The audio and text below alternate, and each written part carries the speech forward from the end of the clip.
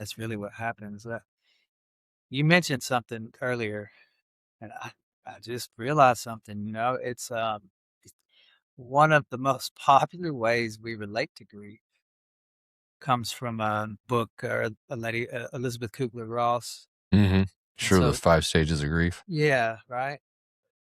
There is a much deeper way to understand that. That's not actually. Let me see how to say this in a.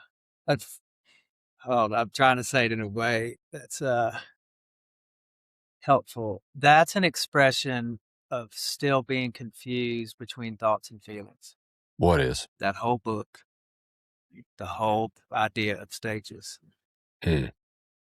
the whole idea of it. Just think about it. I mean, we're mostly talking about thinking patterns. You see what I mean? So there's a deeper way to understand that. Uh, what it means to be fully involved with what's happening in our life as it occurs. Now, and that might mean we are broken down puddles of mess, fully broken form. You see what I mean? Like, it doesn't make us untouchable. It just means that we can get to a place where we are processing and feeling it all as it's happening. There's no delay. So what we're describing is the way that most of us process is like it naturally, it's like it happens in these processes, and you see what I mean, right? But it's really related to our lack of understanding of how to not pay attention to our thinking. Yeah, and that bridge is what I think we're trying to bridge for everybody.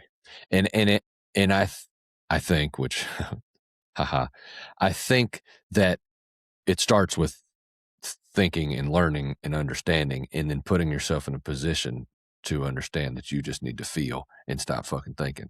And Which it's so which at its heart, one of the things that makes it so complicated, and one of the things that I'm trying to communicate is I'm working to help us expand our idea of what we mean when we say body.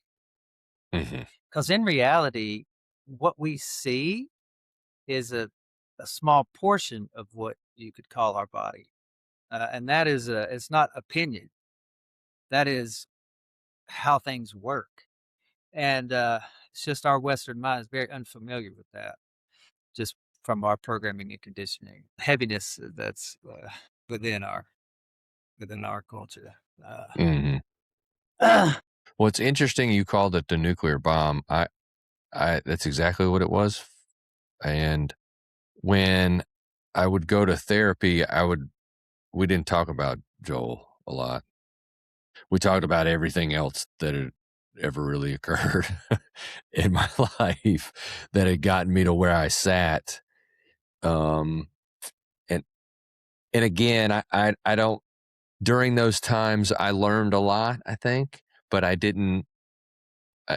I wasn't really I wasn't on the path that I'm on now, and the path that I'm on now has gotten me to where I am.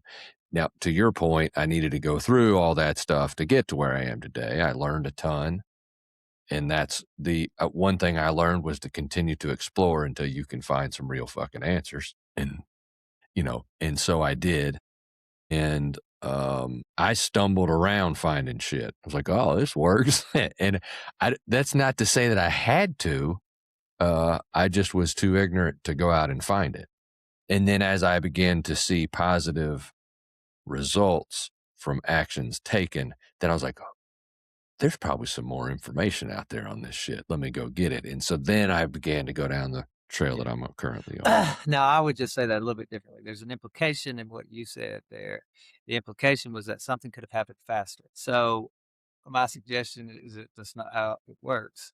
So the information comes to us as it's needed, and maybe we're more available to it because we're looking. You know what I'm saying? Like, but that's my experience. It's like it unfolds the way that it unfolds.